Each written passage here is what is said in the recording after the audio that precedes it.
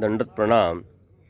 या सृष्टीमध्ये परमेश्वराने जीव उद्धारण्याच्या उद्देशाने ही सृष्टी निर्माण करून जीवाला सृष्टीमध्ये आणलं आणि ही सृष्टी चालवण्यासाठी सर्व देवता जे आहे 81 कोटी 1.25 देवता, या देवतेच्या सिस्टमच्या माध्यमातून, त्यांच्या सामर्थ्याच्या माध्यमातून हे जीव उद्धारण्याचं कार्य अविरत अखंडपणे चालू आहे.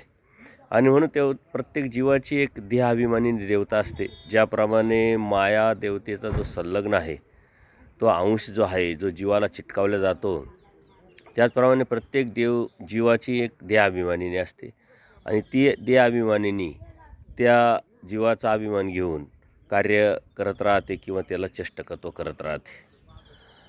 परंतु जो कर्मराटीतला जीव आहे, तोच दैवराटी जर आला, म्हणजे परमेश्वराची भक्ती करायला लागला, तर ती जी अभिमानिनी देवता असते कर्मराटी, तीच ओळगणीमध्ये, म्हणजे माया देवतेच्या ओळगणीमध्ये परमेश्वराच्या अंडर कार्य करायला लागतं. परंतु आपली अवस्था जर बदलली आणि आपण परमेश्वराचे एकनिष्ठ भक्त झालो, तर परमेश्वर निराभिमान, पण आपल्या लागेच अभिमान.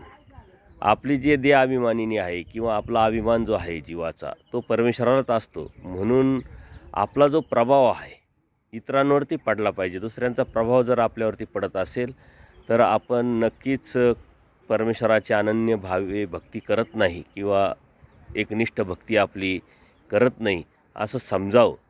कारण परमेश्वर ही उच्च स्थानीचे आहे आणि देवता या खालच्या स्थानीच्या आहे. तर उच्च स्थानीच्या देवतेचा जो प्रभाव आहे, तो खालच्या देवतेच्या वरती पडत असतो आणि आपण तर परमेश्वराचे असल्यामुळं सर्व देवता भक्तांवरती आपला प्रभाव असला पाहिजे. परंतु देवता भक्ताचा जर आपल्यावरती प्रभाव पडत असेल, तर मात्र आपल्या भक्तीत कुठंतरी खोट आहे हे आपण समजावं.